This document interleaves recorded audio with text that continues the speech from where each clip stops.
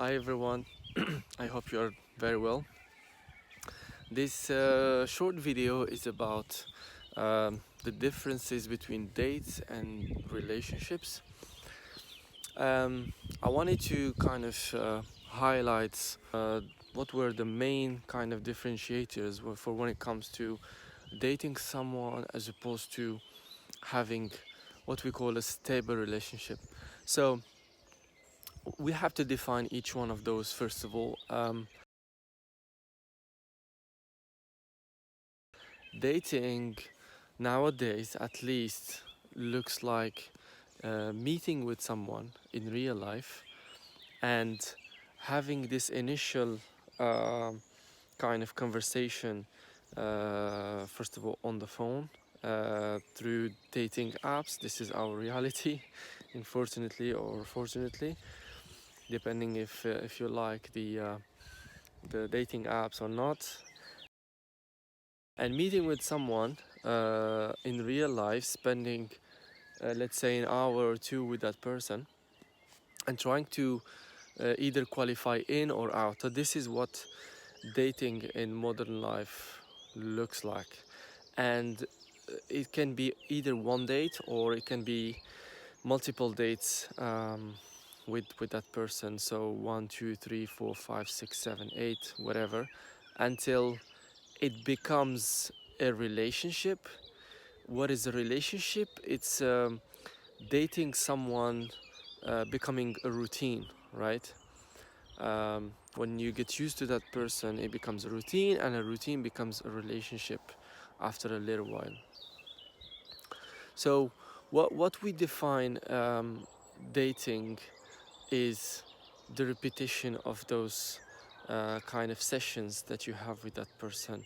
The first one being the most decisive because you're going to kind of qualify in or out that person, decide if you're gonna see her or him again, and then spending more time with that person. Um, the dating is not a problem as such. What can cause a problem is the fact that some people multiply relationships and multiply dates with different people, okay, and it becomes a way of fulfilling your internal triggers, which can be escaping a state of depression, loneliness, uh, willing to be with someone and not enjoying your own company. This is where it can cause problems because the love of receiving is the painful love in the long term, as opposed to the love of giving. We have talked about it previously. So uh, dates as well, from a time perspective, it does represent only 1% of the entire relationship. Why?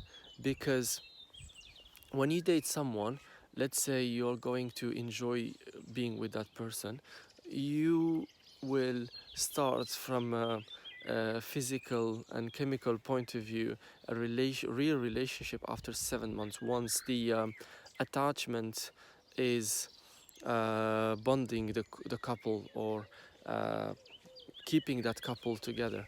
So are you exceeding the 7 months threshold or not until it becomes a relationship? The second point is, um, a real relationship is not 7 months, it's not a date, is not 1 or 2 months either. A real relationship is what we call a stable relationship. A stable relationship is something that can go up and down, that has its good and bad times throughout the entire period, but it has enough harmony to kind of maintain the couple together, to make sure that the couple stick to each other. And a stable relationship is around 40 years. So let's say you know someone at 20 years old, you would stick to that person for 40 years. Okay, so this is what I qualify as a stable relationship is when a couple is reaching a certain level of harmony and enjoyment together, that they can stick to each other for such a long period of time, as opposed to dating, which can be just a couple of hours to couple of weeks to few months until 7 months as a threshold. So if you divide 7 months per 40 years, you would have something around 1%.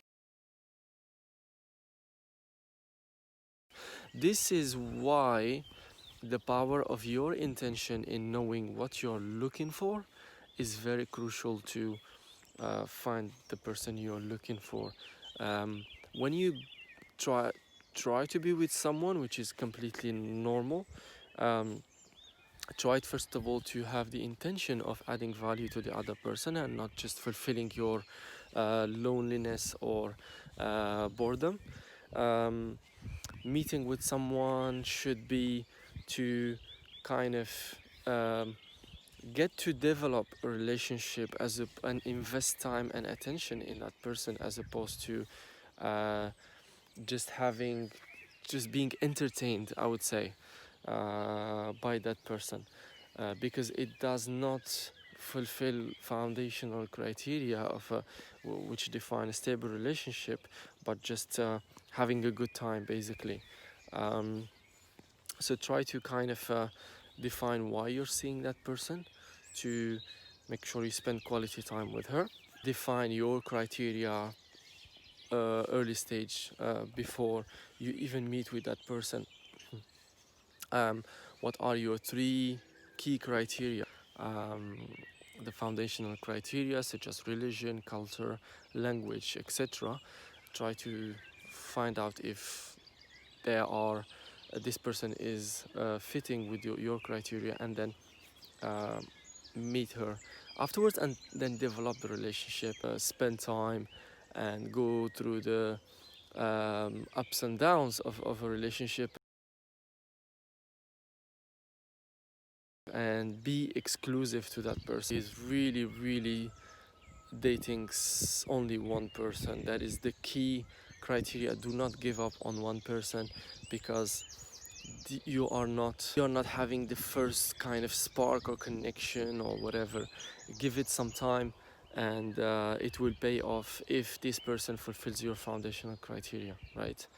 um, so do not throw someone because of something very small, right? We are all kind of shy, and it's difficult to date someone. You might be overthinking it too much.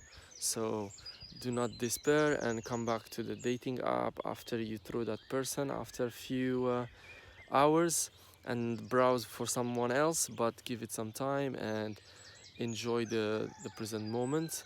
And make sure your intention is toward a stable long-term relationship, not just to date, because if you do that, you will go through a cycle of dating and dating and dating over again, multiple people.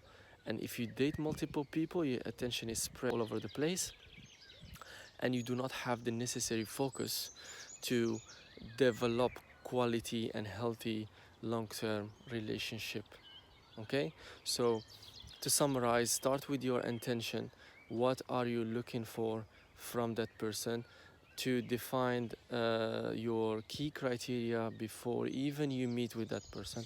Three, um, be exclusive to that person, and develop and invest quality time with that person. This is the secret to a relationship, in my opinion.